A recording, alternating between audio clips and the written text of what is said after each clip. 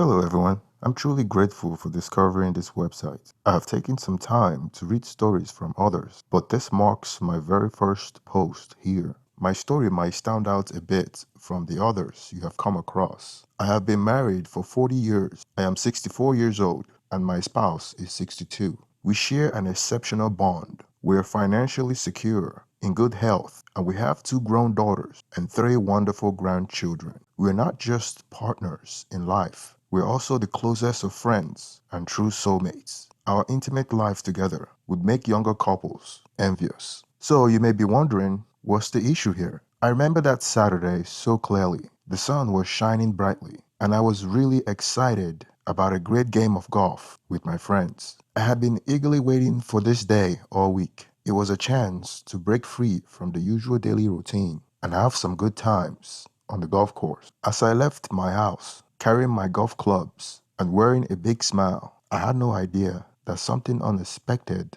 was about to happen. I have been looking forward to this day so much, but after almost reaching the golf course, I suddenly realized I had forgotten a crucial tool for golf, my trusty Divalt repair tool. I had promised my friends that I would bring it, and I had completely forgotten it in my rush to leave the house. I was annoyed with myself for the oversight, so I quickly made a U-turn and headed back home. I hoped that this wouldn't cause too much of a delay for our tea time. As I pulled into the driveway, I saw a car that I recognized parked in front of our house. It belonged to Victor, a friend of my oldest grandson. He's usually around to assist us with various tasks like cleaning the pool, helping with heavy lifting, and landscaping. Victor is only 19, and we first met him 3 years ago when my grandson came to visit us. Since then, my wife and I have occasionally asked for his help with the chores I mentioned. However, he wasn't supposed to be here today, since he had already been here yesterday. I wondered if my wife had asked him to assist her with something I didn't know about. Had she invited him over without informing me? Feeling a bit curious, I cautiously entered the house, not expecting anything out of the ordinary. To my surprise, I found my wife in the living room, dressed in her bra and panties. Victor had just emerged from the guest bathroom without his shirt on as I walked into the room. Both of them looked startled to see me. Apart from the fact that my wife was half clothed and Victor had just exited the guest bathroom without his shirt on, there wasn't any direct evidence of them being in a compromising situation. However, their reaction and the heavy lingering scent of intimacy in the air made it clear to me that I had just arrived moments away from catching them in a compromising position. My wife asked me why I was home early, but I ignored her and addressed Victor directly. I asked him what he was doing in my house, and it was the first time I had ever spoken to him like that, because I had always considered him a good kid. He struggled to find the right word, and my wife raised her voice to support him, explaining that she had called him over to clean the pool. Clean the pool? I retorted. But the pool was cleaned yesterday, I pointed out. She was trying to regain control of the situation, but her attempt was falling flat. She realized that what she had just said sounded foolish, and she tried to salvage it by claiming that the pool hadn't been cleaned properly the last time. Victor, on the other hand, appeared stunned, as if he had seen a ghost. I pointed at Victor and sternly told him that I knew what he had been up to, even though my suspicions were based on limited evidence. I warned him that if I ever caught him in my house again, I wouldn't hesitate to take drastic measures. In his rush to leave, he forgot to put his shirt back on and hurried out to his car. While he was making his getaway, my wife was telling me to stop with the accusation, insisting that I was being irrational and going through some sort of mental breakdown. It's worth noting that my wife and I had a strong marriage, as I mentioned earlier. I trusted her completely, and I had never had any reason to doubt her before this incident. On that particular day, I could sense it in the atmosphere, the awkwardness in their body language. I had a strong hunch that I had caught her in something, and she acted offended that I would even suspect her stooping so low. She threatened to inform our children and grandson about the absurd accusations I was making, trying to turn the table on me. I questioned her about why she was wearing only bra and panties, knowing that she usually dressed so when she's sunbathing. Moreover, this wasn't the type of bra and panties she sunbathed with, as it's a see-through. Her response was that she planned to sunbathe and swim, which struck me as highly unlikely, since the weather was quite chilly. Throughout the years I had known my wife, this wasn't the kind of weather she would normally swim in. I could tell she was not being truthful. I trusted my gut feeling, and I stood firm in my beliefs. Even though she was trying to make me doubt myself with her gaslighting tactic, it made me wonder how long this affair had been going on. After all, he's only 19, and we have known him for 3 years. It made me question if she had been gaslighting me for much longer than I realized. Our argument escalated into a massive one, something we rarely experience. She adamantly denied any wrongdoing. Right at that moment, my friends called, wondering why I was late. I contemplated canceling, but I decided to go, hoping it would help me cool off and clear my head. While we were playing golf, my mind kept going back to moments in our past that made me wonder if she had been cheating and gaslighting me all along. I started to realize that perhaps I had been blind throughout our marriage. If I hadn't caught them in that compromising position, I might have continued to believe her excuses. Then it struck me that I had harbored these suspicions for quite some time. However, due to the deep love we had shared and my naivete, I had never dived deeper into those doubts. One particular memory had always lurked in the background, no matter how much time had passed, and I decided to revisit it. I wouldn't label these memories as repressed because they had always been there, but I started to re-examine them through the eyes of a much older and wiser man than the young and naive 20-year-old I was back then. Before we got married, we lived together during our college years for a period of 2 years. It marked my first real experience in an actual relationship, as I had been a late bloomer in that aspect. In my perception, our relationship was exclusive and monogamous. However, upon reflection on it now, there were some rather obvious signs that I had failed to pick up at the moment. The more I thought about this, the more I started connecting different parts of the puzzle. Recent events triggered these memories that includes what I now believe were at least 3 different guys she slept with during that time. One of them was my former best friend. We drifted apart. We haven't seen each other for over 20 years, as he now resides in another country. These thoughts have been bothering me a lot, and I can't shake them off. They have been piling up inside me, becoming too much to handle. They disturb my sleepless nights and make me feel very anxious during the day. Just as she said she would, my wife found my accusation of her sleeping with our grandson's friend ridiculous and offensive. She even involved our kids, but she only told them parts of the story, leaving out the fact that I saw her in a revealing bikini and our grandson's friend without a shirt. And she told them he was just cleaning the pool while she was in our garden. Maybe she had lied before without me noticing, but this time it was crystal clear. She was trying to make it seem like I was acting erratic in my old age. The worst part is, I couldn't explain to my kids and grandson that it was just a gut feeling and that I had a sense something was off. They didn't believe that she was alone in the living room wearing a revealing bikini while he had only a boxer shorts with no shirt. It became a battle of her words against mine, and her handling of the situation made it look like she was in the right. The weeks that followed were really tough. I lost a significant amount of weight, and I was already quite thin to begin with. I felt like I was driving myself crazy, and I was worried that I might harm myself physically. She managed to turn all my kids against me, and I was being seen as the villain. I am not naturally forceful, and I'm terrible at arguing. I'm the type of person who would rather walk away from a confrontation and deal with it quietly, while she was the opposite. It got to a point where I started doubting myself. I secretly began individual counseling a while ago because I felt like my whole marriage was a sham. The therapist has been trying to teach me mindfulness, but I guess I'm not very good at it yet. After weeks of avoiding any conversation about her affair, I reached a breaking point and finally spoke up about the affair she had in our 20s. To say she was shocked is an understatement. Initially, she denied everything and called me crazy, like she had been doing for the past few weeks. But when I started presenting my evidence, she became defensive and accused me of sleeping with Lisa, which simply didn't happen.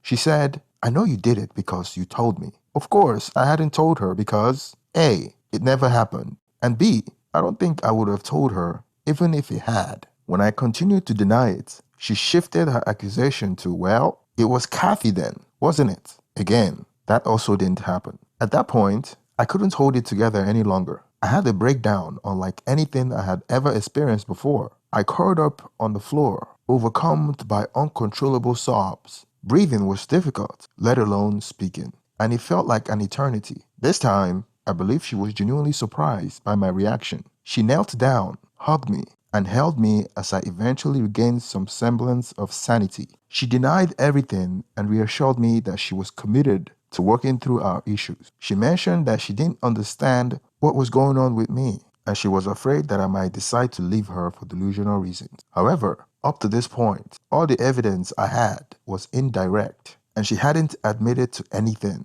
We slowly began to talk about what had been happening. One thing that puzzled me was the difference in our memories, even about basic things like timelines and events. Maybe that's just something that happens after being together for over 40 years. Although I still feel like my memories are as clear as if they happened last week. At this point, she was mostly listening and hadn't said much. I had a feeling that she was shocked that I had all these memories and wasn't as naive as she might have thought. There was a part of me that suspected she wanted to figure out just how much I knew so she could decide how much she needed to confess to. She did mention that she would be willing to see my counselor if I thought it would help. The closest she came to admitting anything was when she mentioned she had done some terrible things. She also expressed fear that if she told me everything, it might change the way I feel about her. It reminded me of a line from Jack Nicholson in the movie A Few Good Men. You want the truth. You can't handle the truth. I couldn't help but wonder how the truth could be any worse than what my imagination was running wild with, or the pain I was currently experiencing. I also wondered how she managed to involve my kids in all of this. I had a strong belief that she was deeply ashamed of something. After 40 years together, I knew her well, so I decided to start recording our conversation. I was determined to prove to our kids that I wasn't crazy and that she was the one who had been unfaithful. One morning, I woke up with an idea to call my former best friend, the one I suspected was having an affair with my wife. I hadn't seen him for over 20 years. He had moved out of the country. My plan was to call him and secretly record the conversation, hoping he would admit to having an affair with my wife. I never imagined I would find myself making that call. I got his number from a mutual friend. With my heart pounding and my hands trembling, I dialed the number, knowing it connected me to someone on the other side of the world and the unfortunate reasons I was calling him for. Hello, a familiar voice answered, somewhat groggy, as it was in the middle of the night in his time zone. John, I said, struggling to keep my voice steady. It's been a long time, hasn't it? There was a moment of silence, and I could almost hear his thoughts racing through the memories of our past friendship. Who is this? He finally replied, his voice cautious. It's David, I said, taking a deep breath. David from back in the day. David? He exclaimed, disbelief in his voice. Is that really you? Yeah, I replied, it's me. We exchanged pleasantries, trying to catch up on 2 decades of our lives in a few minutes. It was painful, as the reason for my call weighed heavily on my mind. Finally, I mustered up the courage to ask, John, do you remember Anne? There was a pause, and I could feel his unease, even through the phone. Of course, he replied hesitantly. Anne is your wife. Yes, I said, my voice cracking with emotion. She was my wife. I paused, letting the gravity of my next words hang in the air. Anne just passed away last night. Silence enveloped us for what felt like an eternity.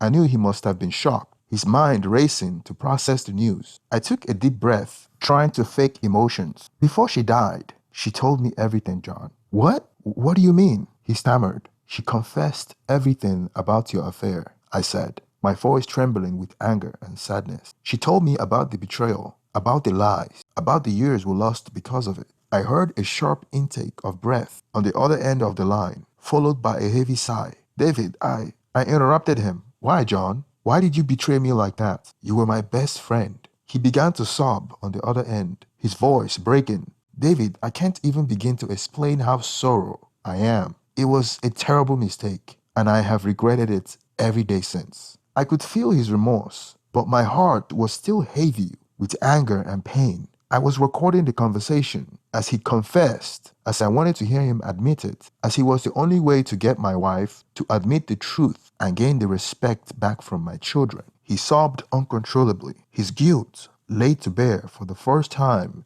in over 2 decades. David, please forgive me. I was weak, and I let you down in the worst way possible. I let the confession linger in the air for a moment before speaking again. Our friendship, our trust, it's all gone. Goodbye. After those final words, I ended the call, my heart heavy with a mix of emotions. I had the proof I needed, but the pain of the betrayal still weighed on me. When my wife returned, I played her the recording, and I watched as her face turned red with embarrassment. She knew she had been caught in a terrible lie. She begged me not to tell our kids, and we made a deal for her to confess to the other 2 affairs I had suspected her of. I recorded everything. After she confessed to the affair, she made me promise her that I wouldn't share the recording, but I suggested that we separate for a while to give both of us time to think about our marriage. We have been married for over 40 years, and I was 64 years old, while she was 62. We have had a strong relationship until I caught her with my grandson's friend,